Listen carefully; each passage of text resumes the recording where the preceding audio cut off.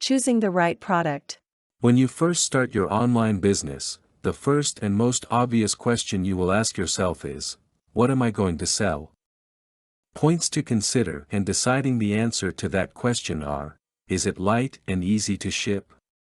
Is it a digital good that is downloaded, ebook or software? Is it perishable or fragile? Does it have to be seen and held, designer fabrics, perhaps? Is there enough demand to make your venture profitable? Does it have little competition from large online companies, niche products? The last two characteristics are the ones that can be hard to pin down. Here is a generally accepted method of arriving at an idea of how heavy the demand and competition is for a product. If you have a special interest in some products that meet the above criteria, great, but don't limit your investigation just to items you like. You are looking for a niche product with relatively good demand, enough to make it profitable, but without heavy competition. One way to see what the demand is for products you are interested in is to look at search engines to see how frequently people search for the product you are considering.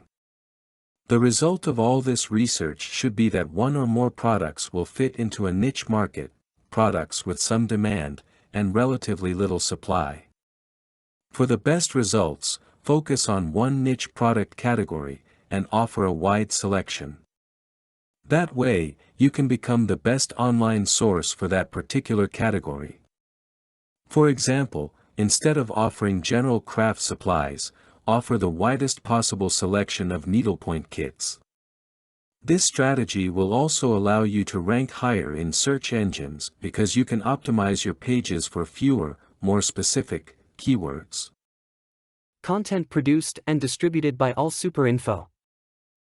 All rights reserved. Discover the proven formula for automated sales and success that you can apply to your business in under 30 minutes. Reserve your seat at allsuper.info/webinar.